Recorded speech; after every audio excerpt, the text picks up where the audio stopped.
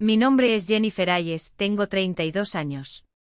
La noche de la cena del 35 aniversario de bodas de mis padres, entré a la habitación con un deseo, que por unas horas, finalmente pudiéramos sentirnos como una verdadera familia. Después de 2 horas de viaje desde Seattle, mi corazón se sentía pesado no solo por la distancia, sino por los años de soportar el peso de mantenerlos erguidos solos. 60 personas llenaron el espacio, primos, vecinos, amigos, riendo y hablando, ajenos a la tormenta que crecía dentro de mí. Me ajusté el vestido, forcé una sonrisa y me convencí, quizás hoy sea diferente. Fue entonces cuando mi padre se puso de pie, con el vaso en alto y su voz resonando con orgullo. A nuestra hija, anunció con los ojos brillantes de admiración, la que siempre estuvo ahí, alegrando nuestras vidas, llenándonos de orgullo. Todos se volvieron hacia mí, pero su mirada se fijó en mi hermana, al otro lado de la habitación, con sus pantalones manchados de pintura y su aire casual de artista. Ella es el alma de esta familia, continuó con una amplia sonrisa. Luego, como un golpe, se volvió hacia mí y su expresión cambió. Y ella señaló directamente a mi pecho, nunca le dio nada a esta familia. El silencio que siguió fue ensordecedor. 60 pares de ojos me quemaban como brasas. Mi hermana se movió, avergonzada pero en silencio. Mi madre, con su silencio cómplice, respaldaba cada palabra más que cualquier insulto. El dolor apretó mi pecho. Podría haber gritado, enumerado cada dólar gastado, cada noche de insomnio, cada sueño pospuesto por ellos. Pero en lugar de eso sonreí, me levanté y me fui. ¿Pensaron que no valía nada? Estaban a punto de descubrir lo equivocados que estaban. En el coche con el motor apagado, el silencio era tan denso como el ruido de la fiesta que había dejado atrás. Mis dedos estaban blancos de tanto apretar el volante, reviví 6 años de sacrificios que había enterrado profundamente en mi memoria. No estaba listo para irme. Aún no. Necesitaba entender cómo llegué allí, traicionada por la misma familia a la que apoyaba a mis espaldas. Todo empezó hace 6 años, cuando mi madre llamó con la voz temblorosa. No podían pagar la hipoteca después de que ella se jubilara del banco. $48.000 transferidos directamente a su cuenta, repartidos a lo largo de años, solo para conservar la casa que tanto amaban. Luego vinieron las facturas de luz, agua e internet, 35.000, porque el taller de mi padre apenas cubría los gastos. Pagué sin pestañear, trabajando hasta tarde como ingeniero de software, cancelando vacaciones, tragándome mis propios planes. Nunca me preguntaron cómo lo hice, simplemente lo aceptaron. Y estaba mi hermana, la artista, siempre a la caza de su próximo gran proyecto, pintando murales en su estudio alquilado en el centro. De mi bolsillo salieron $10.000 para el alquiler, los materiales, los anuncios de la exposición. Me llamó entusiasmada por un nuevo proyecto y le transferí el dinero pensando que era temporal. Pero lo temporal se convirtió en eternidad. Mis padres la idolatraban, sus bocetos decoraban la sala de estar, su talento era la comidilla de cada cena. Nunca mencionaron el dinero que envié, las horas extras, la vida que dejé en suspenso. Pensé que hacía todo por amor. Pero esa noche, viendo a mi padre levantar el vaso ante mi hermana mientras me borraba, la verdad me golpeó como un puñetazo. No solo me robaron el dinero, sino mi valor. Ella, con su manera libre e intransigente, era la joya de la familia. Y la sombra invisible, la que les brindaba consuelo sin siquiera recibir un agradecimiento. El silencio de mi madre dolió más que las palabras de mi padre. Ella conocía cada centavo, cada sacrificio y, sin embargo, permitió que me borraran. Reviví cada momento en el que estuve en silencio, las llamadas en las que mi padre elogiaba los cuadros de mi hermana pero nunca preguntaba por mi trabajo, las cenas donde mi madre estaba extasiada con su creatividad única mientras mis promociones pasaban desapercibidas. 6 años. $147.000. Noches interminables frente al portátil, equilibrando sus vidas mientras la mía se desmoronaba. Me dije a mí mismo que era mi deber, que la familia es lo primero. Pero el deber no debería doler así, como un cuchillo clavado en el pecho. La peor parte no fue el dinero. Fue la mentira que vendieron al mundo, ella, la salvadora, la estrella, yo, la hija que nunca hizo nada. Me quedé callado pensando que mis sacrificios hablarían por mí. Pero no hablaron. Nunca hablarían. No para ellos. El celular vibró en el asiento del pasajero. Un mensaje de mi hermana. No lo abrí. No pude. El peso de esos 6 años me aplastó. Cada real, un ladrillo que cargué solo. Di todo para mantenerlos a flote. Pero esa noche me di cuenta, nunca me vieron. No precisamente. Y eso dolió más que cualquier palabra de mi padre. Miré por el parabrisas, el mundo borroso por las lágrimas que me negaba a derramar. Algo dentro de mí cambió. No era ira, todavía no, sino tranquila determinación. No era lo que pensaban. Y ya no les permitiría definir quién era yo.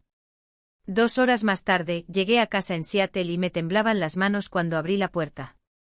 Daniel, mi novio, estaba en el sofá, café en mano, sus ojos serenos se encontraron con los míos cuando entré. No había necesidad de preguntar. Mi cara lo dijo todo. Me desplomé junto a él y las palabras brotaron, como había esperado que esa noche nos uniera, como había esperado un mínimo de reconocimiento, solo para ser humillado delante de todos. No repetí las palabras de mi padre, todavía dolían demasiado, pero Daniel entendió. No te ven, dijo con voz firme. Los cargaste durante años y actúan como si nada. No le debes lealtad a tu silencio. Sus palabras resonaron en mí. Había pasado años ocultando mis sacrificios, creyendo que algún día se darían cuenta. No se dieron cuenta. Ni mis padres ni mi hermana. Daniel se acercó su mano sobre la mía. Díselo al mundo, insistió. Hágale saber lo que hizo. Mereces ser visto. Dudé. Exponer todo se sintió como una traición. Pero el dolor de ser invisible era insoportable. No tragaría más. Cogí mi móvil y abrí Instagram. Le temblaban los dedos mientras escribía, liberando años de frustración reprimida, 6 años. 48.000 por su hipoteca. 35.000 por las facturas. 10.000 por el estudio de mi hermana. Y hoy dijeron que nunca le di nada a la familia. Presioné publicar antes de que me abandonara el coraje. La pantalla se iluminó con mi cruda verdad, expuesta a 2.000 seguidores. Las notificaciones comenzaron a aparecer instantáneamente. ¿Un amigo de la universidad pagaste por todo esto? Eso es absurdo. Un compañero de trabajo, eres increíble por soportar esto. Mi tía Diane, que vivía en otro estado, me envió un mensaje privado, no tenía idea, querida. Eres más fuerte de lo que jamás entenderán. Esas palabras fueron un bálsamo, una prueba de que alguien, en algún lugar, vio mi valor. Revisé los comentarios, mi corazón latía entre alivio y adrenalina. Mi familia aún no había visto la publicación. Probablemente todavía estaban en el restaurante tratando de terminar la fiesta, ajenos a la verdad que ahora se estaba extendiendo por Internet. Dejé el celular a un lado y respiré hondo. Por primera vez en años sentí que estaba recuperando el control. Ya no era la hija invisible. Era Jennifer Hayes y mi valor no dependía de su aprobación. Apoyé las manos en la mesa de la cocina y todavía me temblaban los dedos después de cerrar la pantalla del portátil. Daniel me estrechó la mano con firmeza, con los ojos fijos en los míos. Hiciste lo correcto, dijo, su voz tranquila como un refugio seguro. Asentí, pero se me formó una bola de plomo en el estómago. Acababa de exponer todos los secretos de mi familia al mundo y no había vuelta atrás. El sol de la mañana se filtraba por la ventana, pintando rayas doradas sobre la mesa, pero apenas las vi. El café a mi lado estaba frío e intacto como los años que pasé tragando silencios. La decisión de anoche no fue solo un grito, fue una fractura. Algo dentro de mí se había resquebrajado de una vez por todas, liberando una determinación que ni siquiera sabía que existía. Ya no bastaba con ocultar la verdad. Ya era hora de dejar de cargar su peso sobre mis hombros. Abrí la cuenta bancaria y los números parpadearon en la pantalla como evidencia de una vida que no era mía. Cada transferencia, cada pago, un ladrillo en la prisión que me habían construido. Mis dedos se cernían sobre el teclado, cargados con el peso de décadas de lealtad no correspondida. Empecé por lo más reciente, la factura del restaurante, $6.000 por una noche en la que me borraron como si nunca hubiera existido. Hice clic en la pasarela de pago, localicé el cargo pendiente y lo cancelé. Pago rechazado, confirmó la pantalla. Una exhalación escapó de mis labios, como si me hubieran quitado una carga invisible. Luego la hipoteca. $48.000 en 6 años, sangrados de mi cuenta para salvar la casa donde mi madre lloró por teléfono, jurando que era la última vez. El negocio de tu padre no va bien, había dicho y yo, como siempre, le había creído. Abrí la transferencia recurrente, la que los había salvado de la ejecución hipotecaria más de una vez. El cursor parpadeó sobre cancelar pago automático. Un clic. Listo. No habría más rescate. Luego vinieron las facturas de tarjetas de crédito. $35.000 en deuda acumulada, comestibles, facturas de servicios públicos, gastos que nunca se molestaron en explicar. Saqué mi tarjeta de sus cuentas, cada clic era un pequeño acto de rebelión. Vínculo eliminado, anunció la pantalla. Me recosté en mi silla, mi corazón latía tan fuerte que sentía como si quisiera salirse de mi pecho. Pero fue el último el que más dolió. El estudio de Amanda. $10,000 a lo largo de los años para mantener vivo su sueño mientras me promocionaba con una sonrisa, este espectáculo será mi punto de inflexión, Jen. Yo había creído. He pagado. Le compré tiempo mientras ella me trataba como a una caja fuerte con patas. Abrí la aplicación de pagos, encontré la transferencia recurrente para el alquiler del estudio y la cerré. Transacción cancelada. La pantalla parpadeó, cruel en su finalidad. La miré fijamente con la garganta apretada. Su arte era su vida, pero yo ya no podía permitirme sus caprichos mientras ella me veía como un cheque en blanco. Cerré el cuaderno con un clic seco. El silencio en mi apartamento era ensordecedor, como si el mundo hubiera contenido la respiración. Basta de cargarlos, me repetí, las palabras se me clavaron en los huesos. Una oleada de alivio me invadió, como quitarme un abrigo pesado después de un invierno eterno. Pero debajo de ella palpitaba un dolor sordo. Eran mi madre, mi padre, mi hermana. Había pasado años vinculando mi valor a su supervivencia, y ahora estaba cortando ese cordón. Fue liberador. Era necesario. Y me dolió más de lo que imaginaba. Miré mi celular, aún en silencio. Sin llamadas. Sin mensajes. No habían visto la publicación de Instagram. Todavía no habían sentido el terremoto que acababa de provocar. Pero lo harían. El restaurante llamaría por la factura impaga. El banco enviaría notificaciones por la hipoteca atrasada. Amanda recibiría una notificación de desalojo del estudio. Me imaginé su pánico, su confusión, y una parte de mí se estremeció. Pero otra parte, la que había sido invisible durante demasiado tiempo, permaneció firme. Lo había dado todo. Y no lo llamaron nada. Ahora conocerían el sabor de la verdadera nada. No necesitabas que lo probara. Amanda miró hacia abajo y sus dedos apretaron el cristal hasta que sus nudillos se pusieron blancos. El silencio entre nosotros era denso, lleno de todo lo que nunca se había dicho. Abrió la boca y la cerró como si las palabras pesaran demasiado. Finalmente susurró, te extraño. 3 palabras. 3 sílabas que deberían haber dolido pero que solo sonaron vacías. Porque ella no fue la que me extrañó. Fue el dinero. Era seguridad. Era la Jennifer que firmaba cheques y apagaba incendios, que sonreía mientras su propio mundo ardía en el fondo. No me extrañas, respondí sin amargura, solo certeza. Extrañas lo que hice por ti. Ella retrocedió como si la hubiera golpeado. Quizás era la primera vez que alguien le decía una verdad tan cruda. Sus ojos se iluminaron, pero no retrocedí. Esta vez no. No soy tu salvadora, Amanda. Nunca fui. Me incliné hacia adelante bajando la voz. Tienes 25 años. Es hora de aprender a nadar sin boyas. Tragó saliva y las lágrimas brotaron sin permiso. No la consolé. No era mi papel. ¿Y si me hundo? Su voz tembló.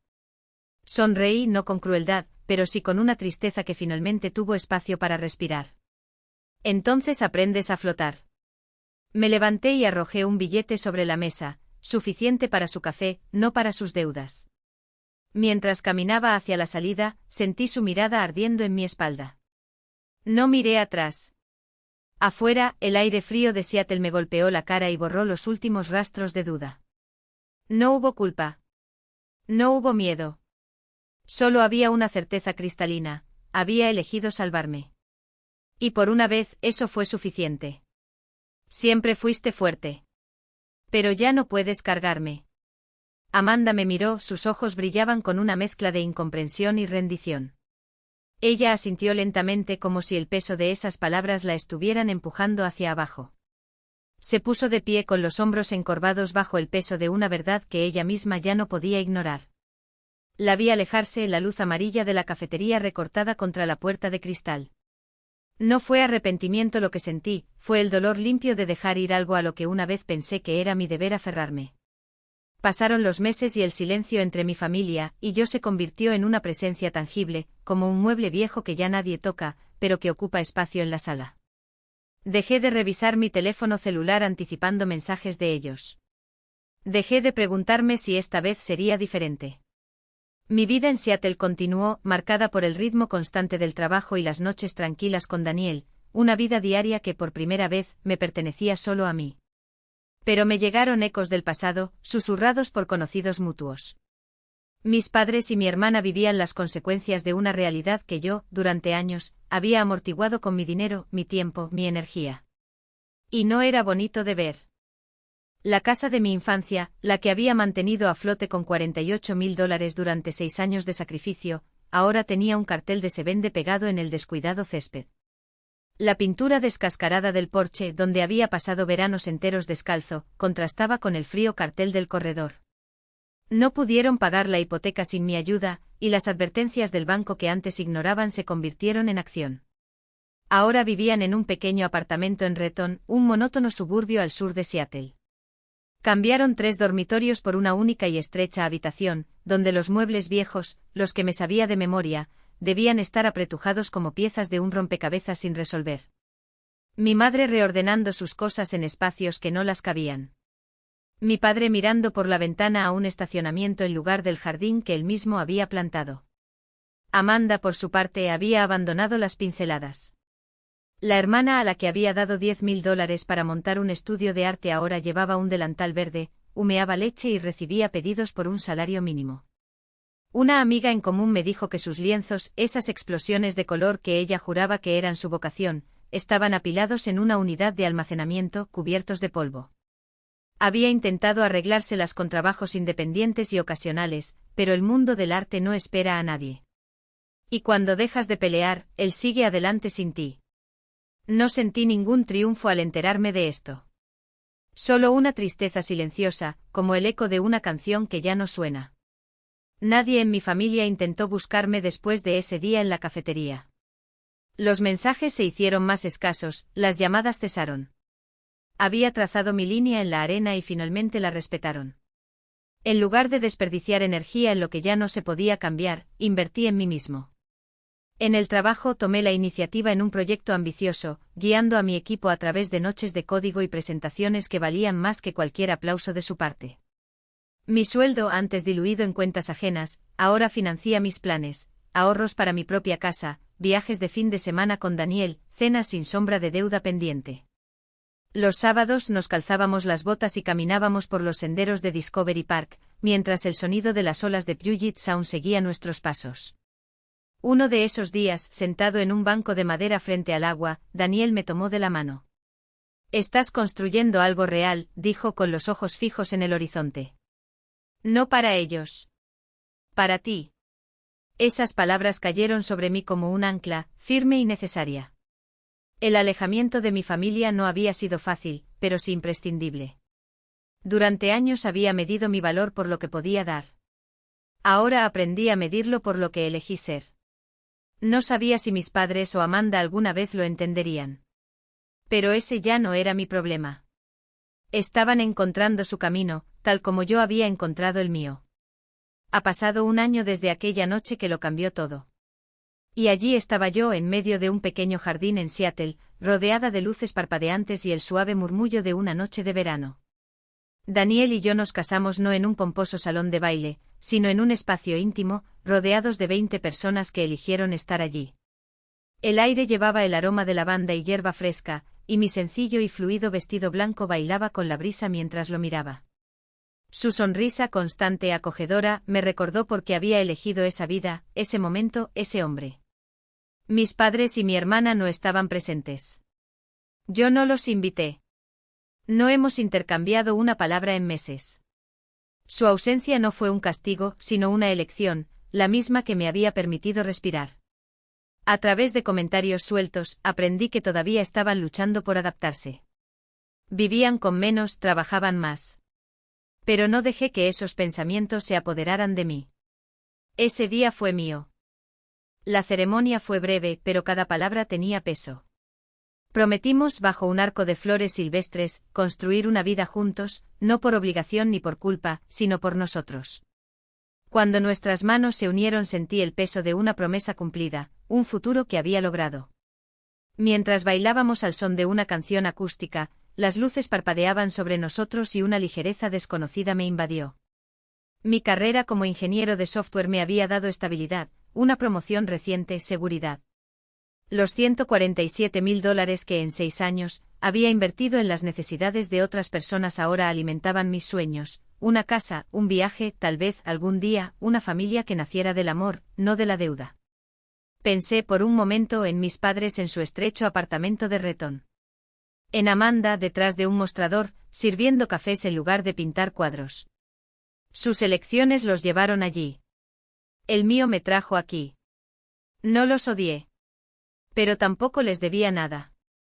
Aprendí que el amor no es cargar el peso de alguien para siempre. Que establecer límites y elegirse a uno mismo puede ser lo más difícil, y más liberador, que hace una persona. Cuando la noche empezó a cerrarse, miré a nuestros amigos, sus rostros iluminados por la luz de las velas, y sentí una gratitud tan profunda que casi me dolía. La felicidad llega cuando te eliges a ti mismo, pensé. Y por primera vez lo creí con todo mi ser.